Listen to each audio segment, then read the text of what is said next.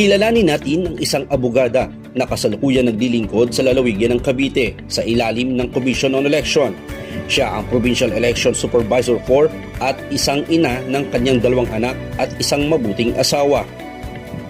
Paano nga ba niya na ipagsasabay ang pagtatrabaho at ang pagiging isang mabuting ina? Lalo na ngayon ay election period na at kabi-kabila ang mga trabaho na kanyang hinaharap upang maging maayos ang darating na midterm election sa May 12.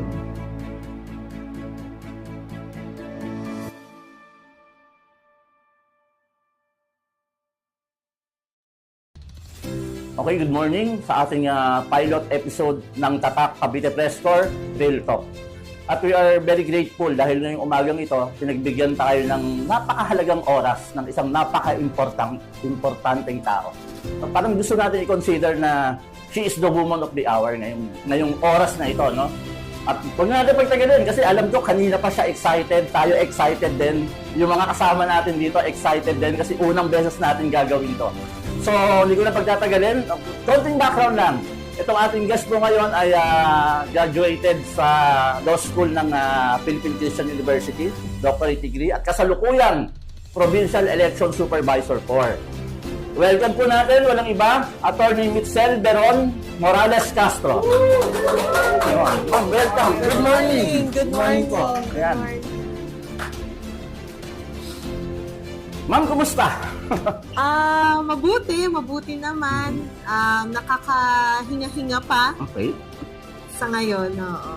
Well, actually, as far as I remember, no, nagpuna tayo nagkasama, ma'am, I think, election period 2020 ba? Yes. Tama po, ano? Yung Yes. set-up yan yung kick-off ceremony ba yan? Yes, Tama? yes, Okay. yes. But ever since na nung nakita namin kayo, sabi ko parang napaka-jolly person ni Atty. No, parang hindi siya yung tipo na napaka-private na hindi mo pwedeng lapitan, suplata. At nakikita naman sa camera kung gaano kaganda yung vibes ni Atty. Kung gaano kaganda yung kanyang aura. Sinasabayan yung ganda ng umaga, sinasabayan yung ganda ng setup ng ating stage ngayon, no? So, Atty., before we go on, gusto ko lang din malaman, kumustahin muna kita ng medyo specific. Kumusta ang isang Atty. Mitzel Beron Morales Castro? Attorney Bilang Miko na lang. attorney lang. Attorney Beron. Miko na lang, Miko. Attorney Miko, mas komportable? Oo. Attorney Miko, kumusta po kayo bilang isang private citizen sa ngayon? Well, kagaya na nasabi mo, well, what you see in me at work, ganun din ako most of the time sa aking private life. What you see is what you get. So, yes, I'm a jolly person. People get intimidated at me at first, pero once they get to know me or nakausap na nila ako, they feel comfortable kasi nga, yun, kung ano yung nakikita nyo sa akin, yun talaga. Yan ba yung talagang character niyo ever since, ma'am? Since childhood, yan ba? I think so. Wala naman pinagbago. Kahit yung mga childhood friends ko, high school friends, they can attest na hindi talaga ako nagbago. Okay. So, ahead of your busy schedule, ma'am, no, nahihiwagaan din kami. So, parang ano tayo, no? Parang star of the day. Na gano'n? So, paano yung nagagawang i-manage yun, ma'am? Kasi ito, usually, problema, no? Kahit sa grupo ng mga media, politicians, other private practicing professionals, paano nyo nakahandle or nagagawa ng paraan yung time management na napagsasabay nyong gawin, yung inyong trabaho bilang provincial election officer, at the same time, nagagampanan nyo yung pagiging housewife and a mother to your kids? Una, yung pinaka-importante talaga is time management. If you really have to wake up very early in the morning, you have to, kahit konti lang yung tulog, ganun talaga eh. Ma'am, anong time yung pinag-uusapan natin? If I have to prepare for my kids baon na papasok sila ng 6:30, I wake up at 4. Oh, 4 a.m. Yes. Kung hindi ko siya kayang i-prepare the night before, or ganun, I will sleep at 10 p.m. Kung kailangan doon ko na i-prepare yung baon nila, then kailangan ko ihatid muna sila sa school. And another thing is you really have to have passion. Passion, being a mother, or passionate at work. You really have to love what you're doing. Kasi kung wala yung passion, wala yung drive, parang magre-reflect yun eh. yung baon ng mga anak mo, ordinary lang, yung output mo sa work, so-so lang. So, if you're really passionate and you love what you're doing, magre-reflect yun. Matutuwa yung mga anak mo, and at the same time, may maganda yung output mo sa work. Or, people will appreciate what you're doing at work. I-clarify ko lang, mama. Ano ba ang mas tamang sabihin? Yung ganda ng pamamalakad nyo sa family ay nagre-reflect sa work nyo? O yung ganda ng pamamalakad nyo sa work nagre-reflect sa pag-handle nyo ng family? I think they're different. They're different. Kasi yung syempre yung disiplina mo, sa, yung pagpapalakad mo or how you run your family is different from how you handle it professionally. Kasi pag sa bahay, syempre kaya mo sigawan yung mga bata or kaya mo disiplina. Madali silang sumunod. Dalo lang naman yung anak ko, so dalo lang yung pasusunurin ko. Plus yung panganay ko, yung asawa ko. So tatlo lang sila. Whereas here at work, ang dami nito. We're around 90 employees here in Cavite, in Comelec Cavite. So yon hindi mo pwedeng yung pamamalakad mo sa family, gagawin mo din sa kanila. Kasi each of them has parang different personality. And when I came here in Cavite, I'm not a Caviteño, so outsider ako. Iba daw ang ugali ng mga Caviteño. Medyo maprinsipyo, kung ano yung gusto, pinaglalaban talaga. So how can you cope up with that? Syempre, kailangan kilalanin mo muna sila. And kailangan if you have to be on their level, iaayon mo din yung sa pamamalakad mo sa kanila. At na-prove nyo yan, ma'am. Na ganun nga talaga. I hope so. I hope so. Gaano karaming Caviteño ang na-meet nyo na ganyan ng karakter, ma'am? Almost all of them, yes. Kasi kalamihan sa employees ko dito or personnel ng Comelec Cavite ay mga tubong Caviteño talaga. So, yan yung talagang palaban. Tapos, sorry for the term, pero butangera. Yung alam mo yung what they have on their mind, they will speak out. They will speak out their minds talaga na hindi sila manginiwi na mandende. Kailangan filtered yung sasabihin ko. Hindi. Kung ano yung nasa utak nila, sasabihin nila. Kung ano yung nasa puso nila, sasabihin nila. Okay. You're not a Caviteño, ma'am. Tama? Yeah, no. So, ano ang karakter ng isang attorney nito? Simple lang naman ako. Kasi nakikita nyo na yan. Nakakasama nyo ako. Kung hanggang sa kaya kong ibigay or kaya kong i-provide, ginagawa ko talaga. So, wala din akong pinipiling tao. Maliit man, malaki. 'Di ba? Sabi nga, how you treat your boss should be the same on how you treat a janitor or a server. So, ganun din ako. Simple lang ako. Hindi naman ako yung tipong kailangan asikaso pag dumating. No, hindi talaga. As we speak, ma'am, no, I was trying to visualize. Paano kaya kung ang isang attorney Miko Morales ay galit? Ano ba yung itsura ni attorney? Nangyayari ba yan, ma'am? Yes, nagagalit talaga ako. Nagagalit ako. At pag galit talaga ako. Hindi ako tipong, hoy, ano ba yan? Tipong napapamura din ako. But, ito, my staff and my personnel can attest na pag galit ako, nagmumura ako. But not on his or her face, but on the situation. Okay. And pag nasabi ko na yon, wala na yon. Kasi hindi ko lang, I just cannot let it pass na, kasi they will think na okay lang, kahit mali yung ginawa nila. So, if I do have to reprimand them, I will. Okay. Ginagawa ko yon. Nagme-memo ako, nagno-notice to explain ako. So, nagagalit talaga ako. So, talagang you're very true to yourself. To others. Yes. Ganun talaga, ma'am, ano? Hindi yung patwitams or pasweet. I don't sugarcoat words. Opo. Pag galit ako, galit ako. And hopefully sa visualization ko na lang 'yon.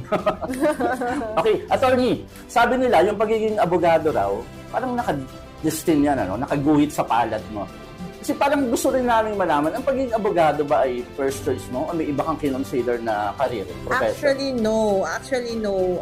Since I came from a family of lawyers, parang parang it is already expected that I will become a lawyer too. So, my dad is a lawyer, my sister is a lawyer.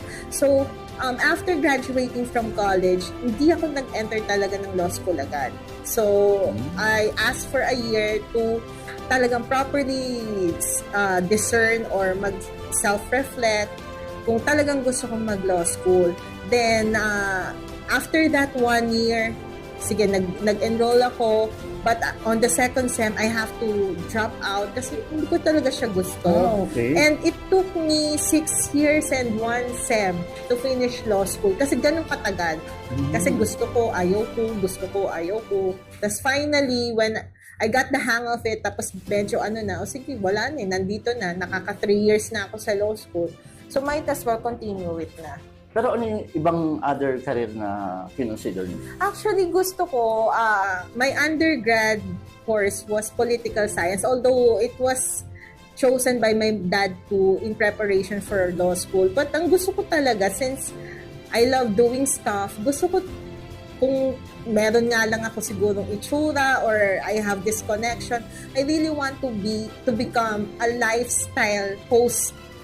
No, Okay. yung mga tipong at that time, siguro yung sa mga nakakapanood sa atin, ewan ko kung natatandaan nyo pa siya, yung mga sina Nora Daza, yung mga Keeping It yes, Up with Nora Daza.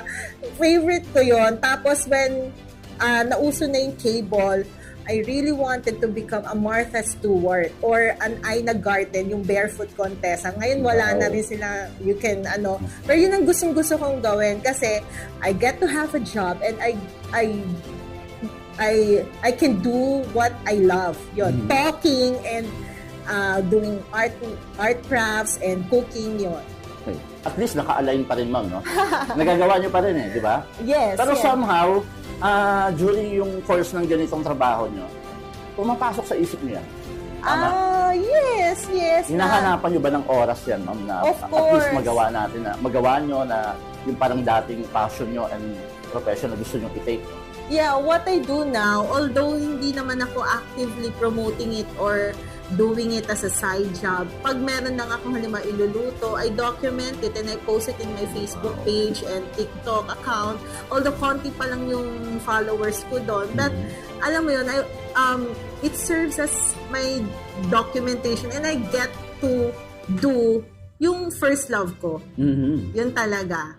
Siyempre, meron kayong mga pinagdaanan na trials, hardship.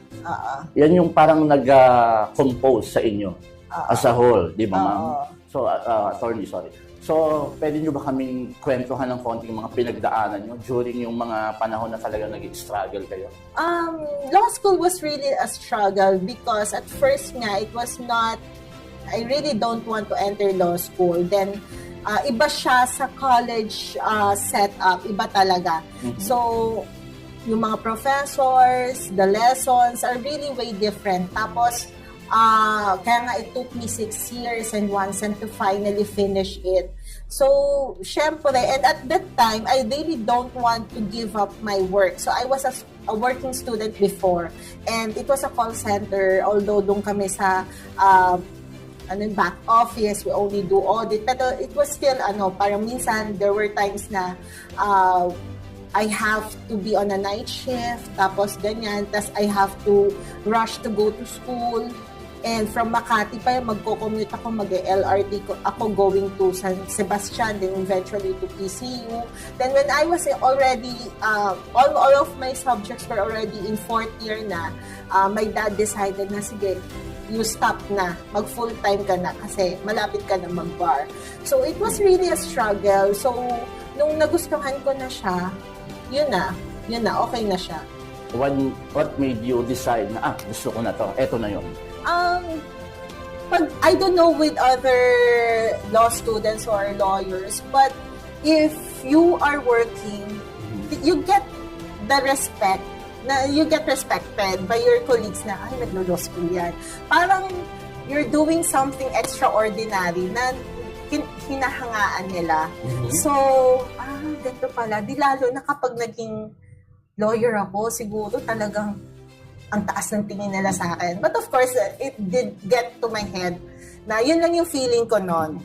Kaya nagustuhan ko na rin siya So eventually. those were the things na parang nag-inspire din talaga sa'yo. Yes, yes. How many years na kayong practicing lawyer before kayo naging election supervisor? I was admitted in the bar in 2011. 2011. So I entered COMELEC in 2015. Election officers ako ng Batangas and eventually in San Pedro. Then I got promoted as Attorney 5 at the main office in Intramuros.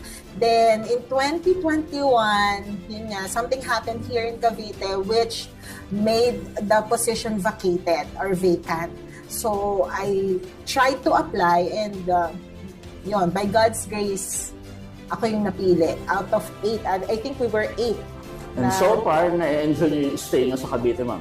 Of course, yes. Na-enjoy ko yun dito. Tahimik. Tahimik ang Cavite. So, yun. Okay. So, meron tayong mga ilang katanungan, ma'am, no? Sige. Mula sa ating comment box. Actually, yung mga followers and listeners natin ngayon, no? Na nakatutok ngayon sa ating reel, no? Nagpa-participate sila. Wow. So, ito yung isang tanong, ma'am, no? Ano-ano ang inyong mga extracurricular activities bukod sa cooking? Pagluluto? Siguro lahat ng gawain ng isang nanay, alam ko, Okay. mag-crochet, mag-ganchilyo, manahe, oo, ano pa ba? Jack of all trades, attorney. Hindi naman, pumapasa naman siya sa sa quality and taste ng mga ginagawa ko. Tapos I also do art crafts, yan. So yun yung Okay. mga extracurricular. Another question po, attorney. Sa kabila ng loaded na trabaho nyo, paano nyo binabalanse? Actually, natanong kanina sa inyong pagiging asawa, sa inyong mister at nanay sa inyong mga anak. Yan nga, Inside the family lang to, attorney. time Inside the family, management. okay. And if I get the chance na isama sila sa work, yon, sinasama ko sila. If I have to stay here for a week, yon, nagstay kami dito, or if I have to go somewhere else. Basta every chance that I get, sinasama ko sila. Pero not usually weekly meron kayong ganyang... Ay, no. Because Pag-time na. syempre may pasok din yung mister ko, tapos may school din yung mga anak ko. So, usually pag, bakasyon lang. Okay. So, isang tanong pa bago tayo pumasok sa commercial break. Pangatlo, from comment box, meron pa bang kinakatakutan ang isang attorney Miko? Madami. I'm not that fearless or yung walang kinakatakutan. Una, takot ako sa Diyos. Okay. Yeah, so I always make sure that my work and my morals are intact or are aligned with my Christian principles. Ma'am, are you I'm a religious Baptist, so person? Baptist po ako. So, I always make sure, hindi naman yung sobrang self-righteous, but of course, yung sasabihin ako, baka parusahan ako ng Panginoon or ihihingi ko to ng tawad sa Panginoon. So, yun, number one, kinakatakutan ko ang Panginoon. Pangalawa, syempre, disappointment sa mga sa taong bayan, especially now that I hold public office. I don't want to disappoint the public and I always make sure na hindi naman ako sobrang upright, pero what I do is right. What? Malibang tailored, meron pang ibang wala. Sa tao, wala naman. Siyempre, yung kinakatakutan ko, hindi ako takot sa multo. Sabi ko nga, hindi ako takot sa multo, pero takot ako sa buhay. Okay. Kasi they can harm you eh. Yes. Diba? More on psychological lang naman yung mga aswang multo na yan. Pero yung totoong tao, they can harm you, they can make physical contact with you. So, doon ako takot. Yes. Okay. Sa ating pagbabalik, pag-uusapan natin ang pagiging public figure ni Atty. Miko Morales Castro. Okay, welcome back sa ating Tapak Cavite Press Corps, Real Talk, at kasama nating muli, Atty. Miko Beron Morales Castro. Okay, ma'am, nasabi ko kanina, no, pag-uusapan naman natin ngayon yung iyong professional side. Pero bago yon, syempre, gusto namin malaman, yung bang Atty. Miko, meron bang life motto yan na ina-apply? Simple lang. Ako, ang panuntunan ko lang sa buhay ay life is what you make it. Life is what you make. Life is what you make it. So, whatever you do, yun ang mangyayari sa'yo. Or yun din ang babalik sa'yo. You do good, babalik sa'yo, good din. Diba? Okay. You do something bad, babalik din sa'yo, hindi maganda. Ganun lang. As simple as that. Does your life motto make you an achiever or a competitor? In a way, yes. Because if I do study hard, I will get good grades. Diba? If I will not study, I will fail. Ganun lang siya. So, bawat reaction or action mo, yun din yung consequence. So, yan palagi yung talagang ina-apply nyo, attorney. Yes. And given a chance, kasi nabanggit natin kanina, since 2021, si Attorney Miko kasama na natin dito. Okay? Given a chance na ma-extend pa yung term nyo until 2028 election, would you still choose to stay? Of course, of Wow. course. Actually, hindi naman hanggang 2028. Until I choose to retire here in Cavite, pwede naman. Okay. Or unless hindi ako magpapapromote, wala naman siyang, I'm not a politician or I'm not a candidate na nasa may term limit. Kumbaga, if I choose na maging provincial election supervisor of Cavite until I retire at 65, so be it. Pero pag halimbawa, next year, gusto ko na, lipat ako, or mag-private na ako, or talagang maging private citizen na ako, pwede naman. Okay. Pwede naman. So, in one word, ma'am, one word, sagutin nyo. Ano yung pinakabagay na magpapanatili sa inyo dito? Peace. Peace. Wow. Yes.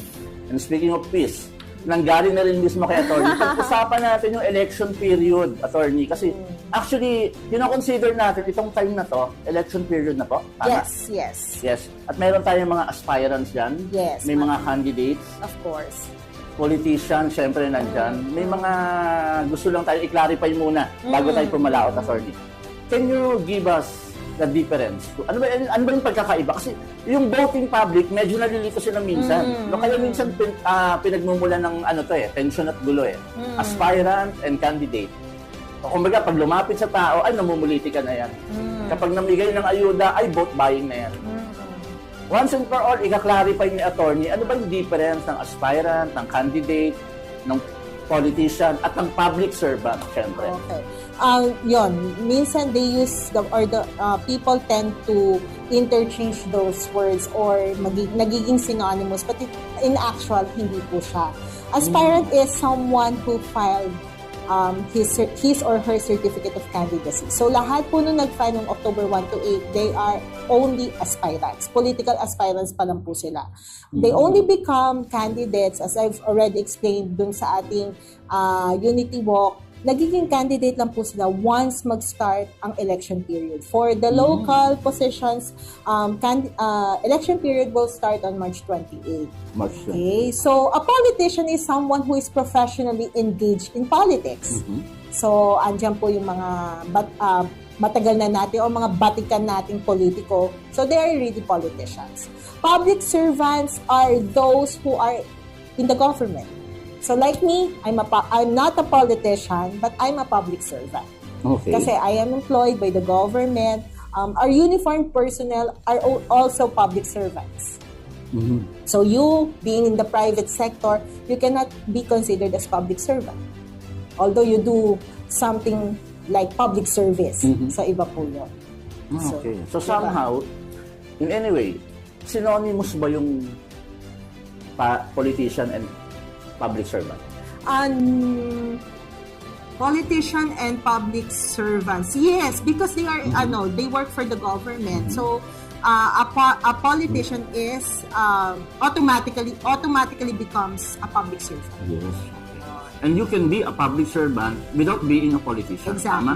Exactly. Tama po. Yes. So tayo, bilang media practitioner, we are serving the public. Yes. You Pero do hindi tayo public politician. service, yes. But we are talking sa mga politician din. Tanungin natin si attorney, are there any political plans, attorney? None. Yun nga yung parang irony. I don't want politics, but I work with politicians. Ayoko. Hanga ako actually doon sa mga sumasabak sa politika kasi hindi ko kaya yung trabaho nila. Pero ako yung nagre-regulate sa kanila. Okay. Diba? Because I work for the Tama. Comelec. Nabanggit nyo, attorney, you are working with the politicians. Yes. Tama, at marami kayo nakakasalamuhang politician. Actually, being a low-profile provincial election supervisor, hindi ko halos pa nami-meet lahat. Syempre dito sa kahit nga yung mga provincial officials natin, yung mga board members, hindi ko sila lahat Hindi pa kilala or hindi nila din ako kilala. Okay. Kasi nga I do maintain this low profile para alam mo na. Okay. And speaking of politician, attorney, meron tayong question dito sa comment box. Ang sabi dyan, eto po, meron na ba kayong nakabangga o sumalungat sa inyong opinion na politiko? Actually, wala pa. Wala pa. Oo, kasi nga, low profile lang ako, hindi nila ako kilala. Okay, so, even with former governor and now Secretary of DILG, John Vic Remulla, we only had, I only got to meet him 3 times lang. Okay. Yes, kasi, tas lahat yun, parang departmental head meetings pa. So, yun. At tapos yung talagang nakapag-usap kami was when he withdrew his candidacy kasi nga i-appoint siya as secretary. Pero yun, hindi kasi... Very minimal talaga. Wala. Very Wala. minimal. Oo. And I'd like to keep it that way. Mas safe pag gano'n, attorney. Hindi Tama naman. ba? Kasi para hindi lang tayo naaakusahan, na being Na-identify na, partisan. parang- Yes. Another question po sa ating comment box. Bilang provincial chief Comelec, usual po ito, attorney. Nakakatanggap po ba kayo ng mga pagbabanta sa buhay? Wala. Wala. Wala at all. Very accommodating naman ako sa kanilang lahat. And sabi ko nga, I can drive my own car. Like, lahat ng sasakyan ko, hindi tinted. Okay. So, they can see me around here or everywhere in Cavite na without any fear. Kasi nga, wala naman akong nakabangga. And will you agree pag sinabi ko na dahil sa sagot nyo yan, it reflects the reality, yung approval rating nyo dito sa Cavite mataas? I don't know. Tama. I don't know. I'd like to think yes. I'd Okay. like to think yes. Okay. Attorney, kumustahin din natin? Ano ang mga parang sabihin natin may mga highly contested areas ba tayo dito sa Cavite? Madami. Highly contested meaning there is more than one aspirant Okay. or who filed for candidacy. Like sa Tanza, may hindi lang isa yung maglalaban dyan. Sa Silang, sa Kawit, and doon sa mga upland municipalities natin, may mga laban din dyan. So, hindi siya I can say na highly contested, but I'd like to call it the engagement or the campaign engagement, and the campaign and voter engagement will be relatively high this time kasi may kalaban. Okay? So kasi whereas kung halimbawa sa Bacoor, wala namang kalaban si Mayor Strike. So I don't think there will be an active voter and campaign engagement and participation there since they will only vote for one person. Okay. So, unlike in this, nung mga nabanggit kong cities and municipalities na more than one ang kandidato, yun. So, maghahakutan yan ng supporters, tapos aktibo ang kanilang pangangampanya to convince the people that who to vote for. When it comes to the voting public, yung stats, mama, no? Compared nung nakarang election at ngayon, nung paparating na election period natin, ano yung naging pagbabago sa rate ng mga botante? Dumami ba? Nabawasan ba? Dumami. Dumami. In 2022, for our national local elections, we are around, Cavite is around 2.3 million voters. 2.3 Oo, million. tapos ngayon, naging 2.4, around that figure. Anong nakikita niyong dahilan? Bakit naging ganun? Syempre, yung ating mga 17 lang dati, syempre, nag-birthday yung mga yan. So, naging regular voters na sila. So, yung mga dating SK lang, so they became regular voters na as they turn a year older. Tapos, meron ding mga nag-transfer from outside Cavite or from one municipality to another. So, yan, mga contributors yan sa pagdagdag ng ating voting population dito sa Cavite. Okay, so hindi natin problema yung pagdami ng voting public. Hindi rin naman actually naka-apekto yan, attorney, sa sinasabi natin yung peaceful situation dito sa Cavite. Dahil nabanggit nyo dati, parang wala pa tayo talagang recorded election-related or violence incidente. Tama ba? Yes, wala naman. Wala siyang effect dun sa ating situation. So, we're still at the green level or category. Ibig po sabihin nun, wala pa na itatalang any election-related incident or violence. Okay. Ito po. Ready, attorney? Yes. Okay. Number 1, politicians. Public servants. Botante. Decision makers. Guns. Violence. Guns. Violence. Gold. Power. Comelec. Peace. Cavite PNP. Partner. Cavite Press Corps. Partner. That's it. Thank you, attorney. Maraming salamat.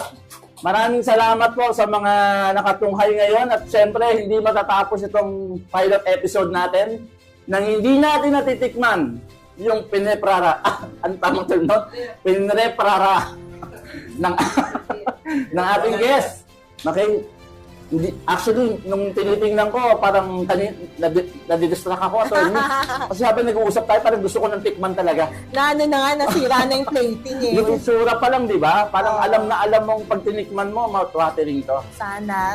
At saka syempre, inihanda ni attorney to with love. Tama ba, attorney? Naman. Oo, gumising ako 4 a.m. para dyan. Actually. So, ano pang hinihintay natin? Tikman natin kasi actually kanina pa ako nade-distract eh. Ayan, Habang nag-uusap tayo, attorney. Ito na ba talaga? Oo. Yan. Sura pa lang. Guys. I think yung cheese nito sobrang imported, attorney. Hindi naman. Yung sura pa lang, medyo, di ba? Tikman natin. Yung totoo. Ito yung sinasabi ko na mas panalo pa sa episode natin. There to tikman nyo para mapatunayan nyo na yung sinasabi ko ay tama. Okay? Anong secret recipe ito? Sabi nga nung anak ko, ang secret recipe daw ay love. Love talaga. Kasi- Panalo. Actually, attorney, hindi sa pag-aano, no? Favorite ko ang lasagna. Talaga And ba? pasta. Kaya nung may choice kagabi, sabi nyo, eboki ba o lasagna? Actually, binigyan ko kayo ng choice, pero kung ako yung tatanungin, lasagna. Talaga. So, talagang ako'y ginugutom na. Pansamantala muna natin putulin ito. Magkukwentuhan pa kami ni attorney at alam ko, may katerno pa to pagdating doon sa loob. So long guys, hanggang sa susunod na episode ng Cavite Press Corps, Real Talk.